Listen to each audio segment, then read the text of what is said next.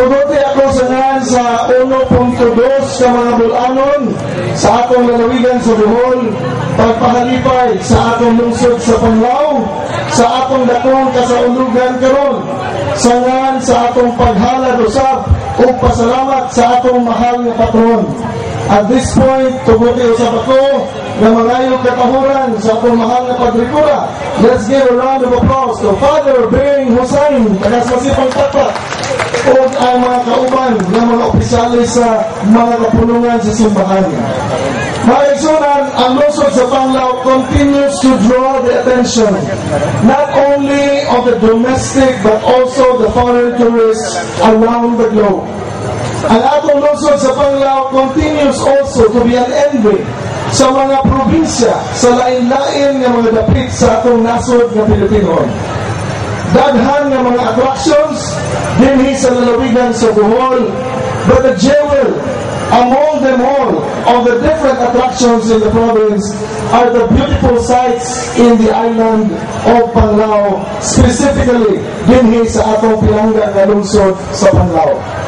Today, as we celebrate the feast of our faithful saint, usa-usab kini ka okasyon din gipakita na usab sa mga Panglawanon ang atong dakong gugma sa atong paghalad sa labaw magagigahon sa mga pasalamat o labaw sa tanan. Atong gipakita na usab karon ang ato usab nga kahiusahan isip usa ka lungsod. Sa tinud-anay lang, daghana mga selebrasyon na akong nasuroy dinhi sa lalawigan lang sa Bohol, kundi lakip sa lain-laing dapit sa atong nasod. Labi na atong panahon nga kita pa ang chairman sa Tourism Committee sa Kongreso o atong puwa pa mahimong gobernador sa atong lalawigan sa Bohol. And I can say this without fear of contradiction, na ang atong celebrasyon sa Yaka sa Panglao mo usa sa mga longest running municipal festivals dinhi sa atong nasod o usa sa mga nindot yun kaayo na festival sa nasod ng Pilipino. Congratulations to the town of Panglao. Tagana to sa masipang tapat ang tanan nato mga kaigsunan. Musa karong adlaw, moyon ko nga sa kada tuig naniya kita dinhiring saksi. Kuyog sa atong congressman, kuyog sa atong mga kadagkuan, nasayod kita na nagkaanang usab o kanindot pa ang atong mga pasundayan. Gani, naingon ako si Mayor Dodong, naingon ako si Vice Mayor Banji, Governor, kaning ako pasundayan dinhi, kung atong tanawon, mo qualify ang tanang contingent, bisan pag dito ta, tanan mo salmot sila sa Sandugo Festival. Our Sandugo Festival, nagalain-laing lungsod ang nag-represent o dinhi sa Panglao ang kada delegation sa kada barangay. Equivalent sa na in terms of performance, in terms of quality, in terms of preparedness, pagpanganda. I-qualify na to, qualify sila bisag ato pa sa Sandugo o ato pa sa Sugbo, kanang tinuig na sinulog sa atong nagbayan sa Sugbo. Busa, pahalipay sa tanan nato mga kaigsunan sa Panglao o ginaot nga nabang magagagahon kanunay maghahatag og permisyon kanato. Together with the congressman, maglingkamot kami sa kanunay o among saad ninyo na magpadayon ang pagtinabangay para mabubuan o dugang pang mga proyekto ang atong pinangga nga lungsod sa Panglao. Kung labaw sa tanan, nihiling atong festival, atong usab na tagaan o mga pahinunod ang atong lungsod tungod sa pagpaningkamot. My office will be releasing 200,000 pesos, 100,000 for the municipal government, and 10,000 each sa kada barangay na ningsalmot karon sa atong festival. Congratulations sa inyo tanan. Mabuhay ang atong lungsod sa Panglao, and together with my wife, Puresa, let us say happy fiesta to everyone. Daghang salamat, tumang hapon. Daghang kayong salamat, Governor, matod pa sa ato Mayor Fred, daghang salamat sa Basincos. Samot na salamat o beganan. Ako si matagang sa masipag kayong pagpapalay na yun itong Basincos. 200,000 na hani, 200 pesos. 200,000 o kagis mil kada barangay. Salamat, Governor. And to the beautiful First Lady, smiling First Lady over here.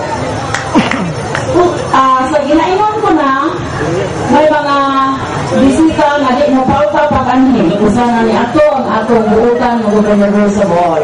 Lain usab na atong opisyal sa probinsya na dili usab palta sa kaniang mga panahon kung atong imbitaron na mualmi dinhi labi na sa siya pa ang amahan sa atong lalawigan sa Bohol.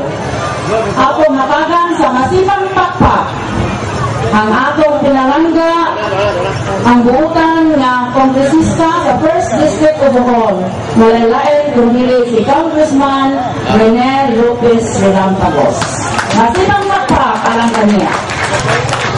Si Ma'am Rose, tungod kay Rose man ang imong pangan, kunya ikaw usamang kabulak, ako kang dalitan og usa ka poem about your name, Rose. Nag-ingon na panultihon nga, a rose given in love is much more precious and valuable than a whole bunch of it given out of you. Wala ko. Love offering na nato ni mo, Ma'am Rose. Kaya diniti ang imong kwan, imong taas, karong kapuna. My respects to our patron saint, atong minahal na patron, Senyor San Agustin. Viva, Senyor San Agustin! Viva! Atong talahuron o ambungan nga gobernador sa lalawigang Bolanon, Governor Edgar Negriño Chato and his lady Foresa. Let's give them a big round of applause. Ang atong nabangkog na mayor sa tibok kalibutan nga dito sa Hollywood, kini siya gikaikan wa may bao taga Panglao, pero inyong mayor Hollywood actor kini kanawang yung panagway murag si Gene Hackman.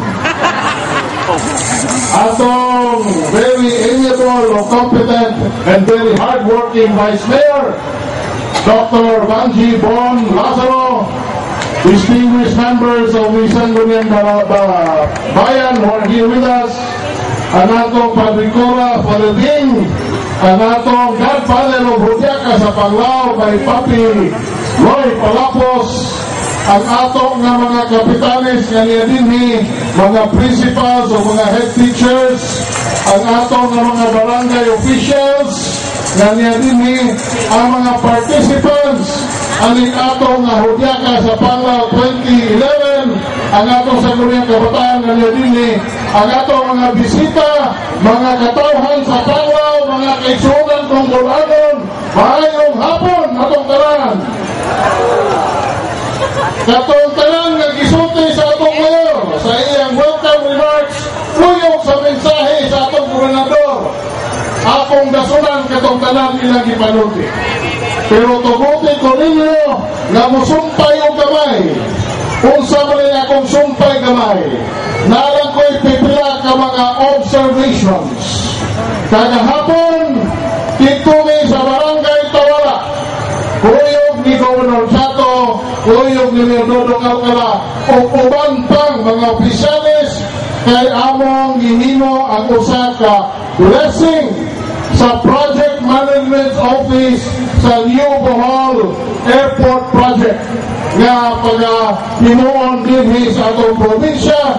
Diin for the year 2012 na ay pondo diha nga gipahinuna sa atong Department of Transportation and Communication nga sa National Expenditure Program page 770 nga na-specific na 1.2 billion pesos upon the direction of His Excellency President Noy Aquino.